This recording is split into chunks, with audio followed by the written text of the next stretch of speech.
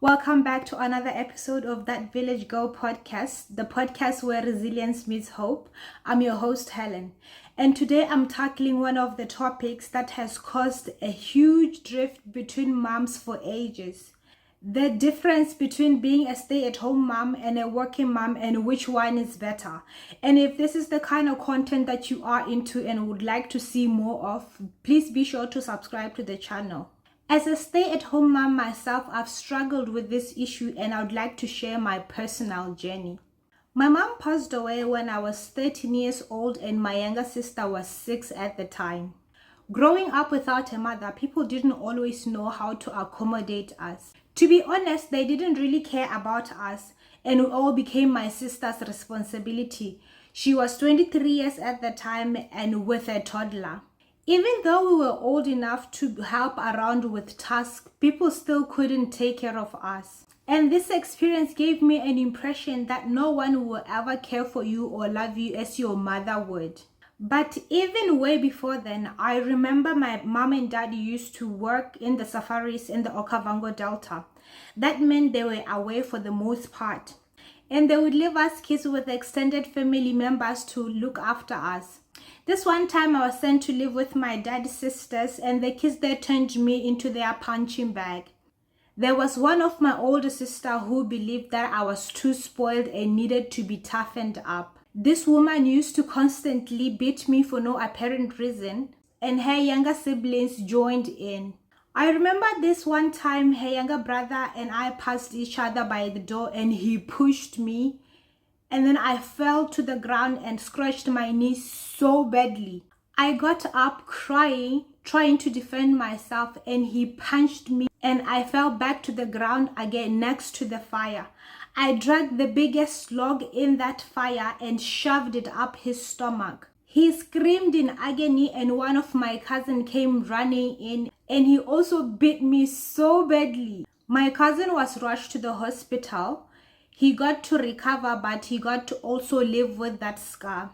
That was the last time I ever visited my dad's sisters, and this was one of the many experiences I had faced. The trauma I went through growing up is what influenced me to become a stay-at-home mom.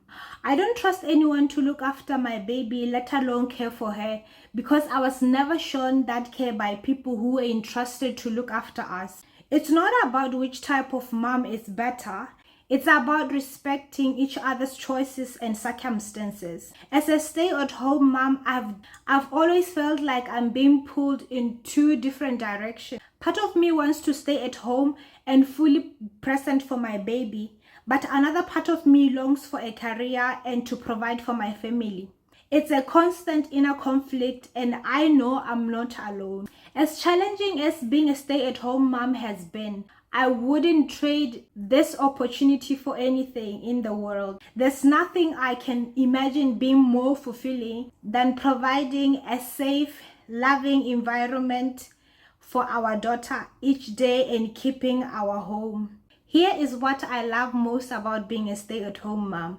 1. Present for all the milestones. From hearing their first words, seeing their first steps, to watching them discover new things every day. As a stay-at-home mom, I get the amazing blessing of seeing my baby grow before my eyes. And that to me is everything. These are the memories that I'll forever cherish.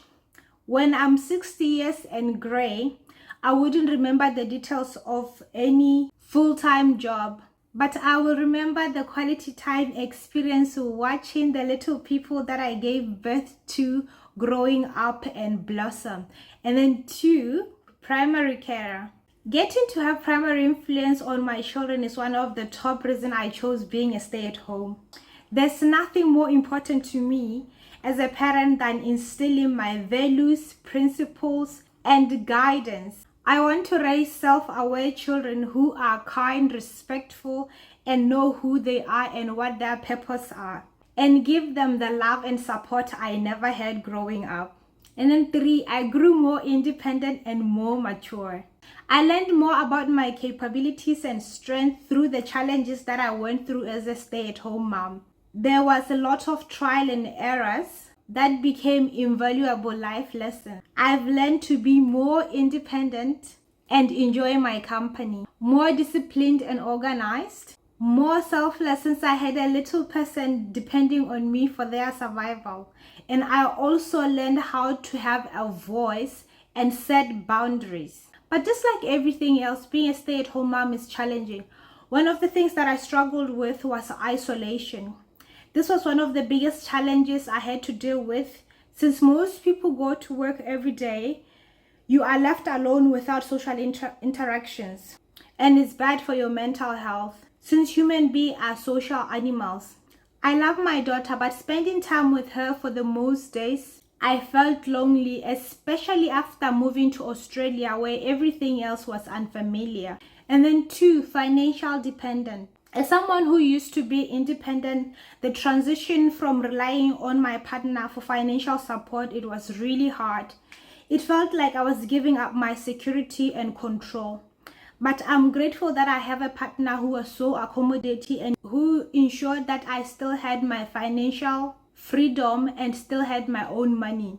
If this is something you're struggling with, I have another episode on passive income ideas that are friendly for beginners. I'll link it down below.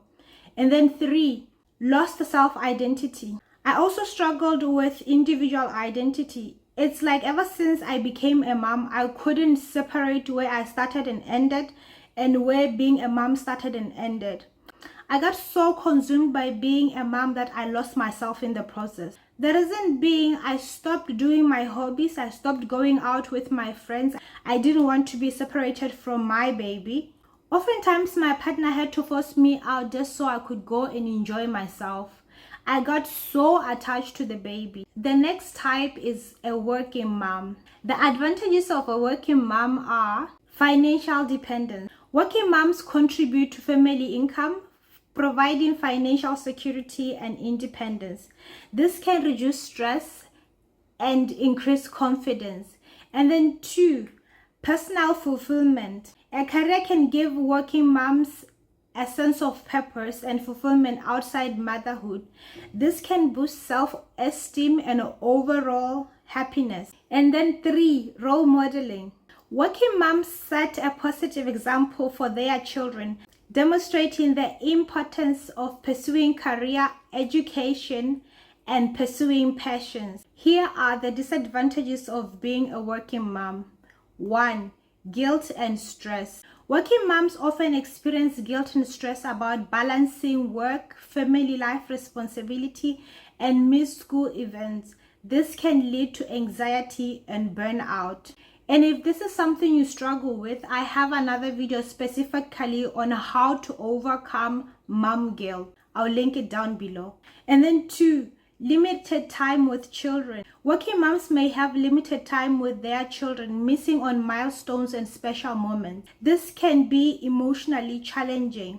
And then 3, increased responsibilities. Working moms often bear the brunt of household and child care responsibility in addition to their job duties. This can lead to exhaustion and resentment. As I navigated this journey, I realized that the great mom divide isn't about which type of mom is the best. It's about recognizing that every mom is doing the best she can with the resources she has. So to both stay-at-home moms and working moms, I see you, I hear you, and I want you to know that you are not alone. We are all in this together, navigating the ups and downs of motherhood. Let's support each other rather than judging each other, and focus on the best moms we can be in our own unique ways. I'm that village girl, and these are my lessons. If you did find this episode helpful, please be sure to subscribe to the podcast. It makes well the difference. Until next time, please take care.